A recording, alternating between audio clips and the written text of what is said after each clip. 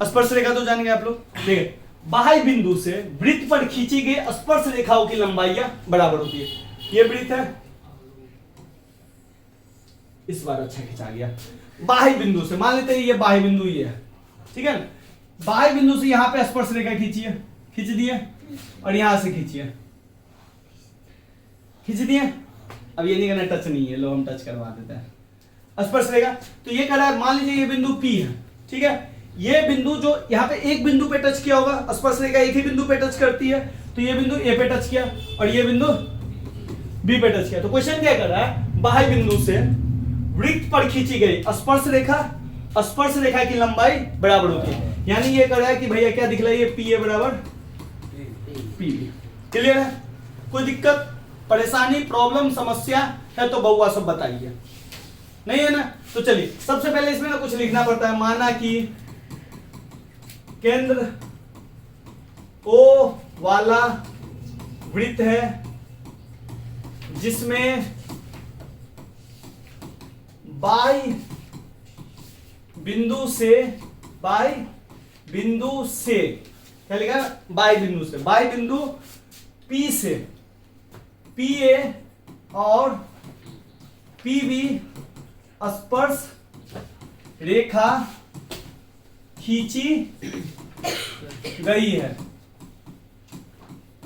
तो हमें सिद्ध करना है कि PA बराबर PB। देखिए PA बराबर PB, नहीं समझे?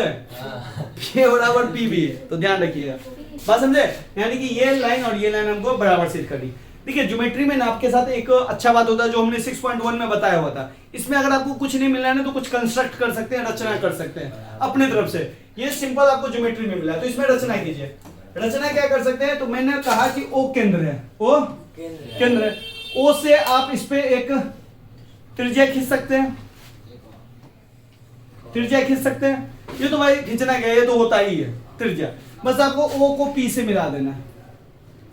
हाँ तो सिंपल में लिख रहा हूं, O से P को मिलाया और OA और OB त्रिज्या ले ली त्रिज्या। अब देखिए स्पर्श रेखा पे भी ये त्रिज्या है, स्पर्श रेखा पे ये भी त्रिज्या है। एक चीज आप जान के भैया ये भी 90 डिग्री, ये भी 90 डिग्री, हो गया खत्म। अब आपको चाहिए क्या, चाहिए आपको PA जो है PB के बराबर करना है।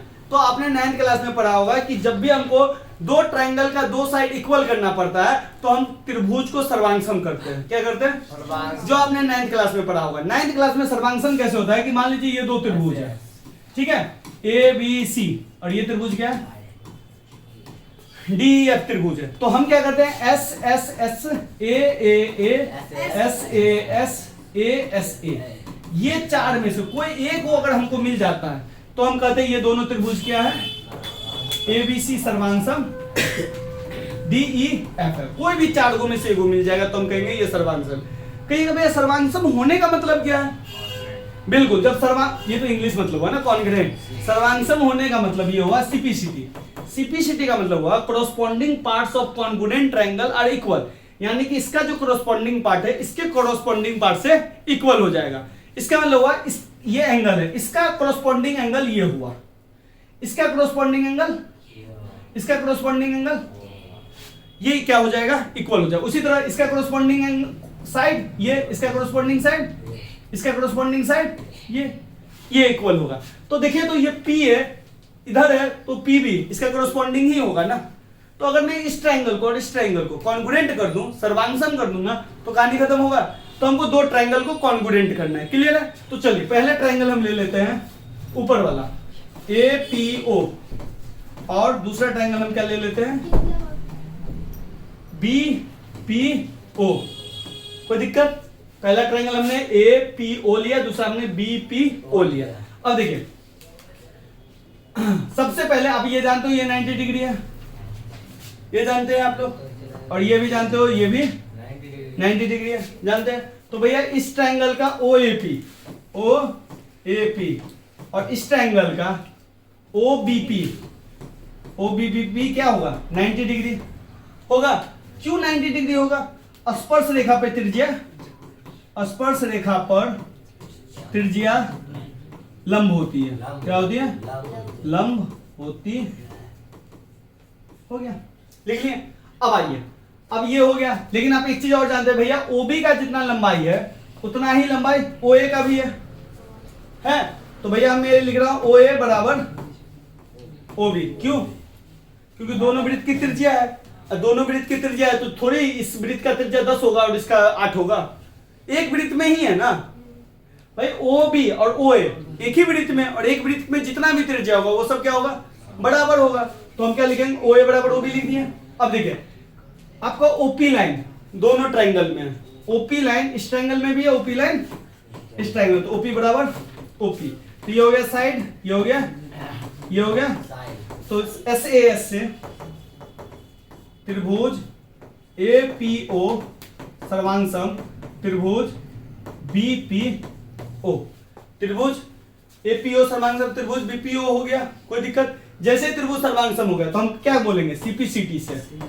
सीपीसीटी का full form corresponding parts of congruent triangle are equal. तो भैया एपी बराबर क्या आ गया? बीपी। यही कर रहा है ना, लंबाइयां बराबर होती है। एक चीज और, जब इस तरह का चीज लो ना तो ध्यान दो कि इस ट्रायंगल में ही मिल रहा है तुमको। देख लो, O A O B, O A P O A P, यहां पे देखो ओ बी पी, और यहां पे देखो ओ पी ओ पी। बस समझे? इसी में आपको मिल जाएगा। तो ये हो गया, कहानी खत्म। स्पर्श रेखा इसका यूज होगा, बात समझे? इसमें और भी बहुत सारा चीज पढ़ना है। एक तो आपने देखा कि ये लंब होता है, लंब होता है ना। एक चीज और भी, जैसे जैसे क्वेश्चन आएगा तो उस क्वेश्चन में ना मैं कुछ रूल्स बता दिया करूंगा, कोई दिक्कत है तो बता दीजिए।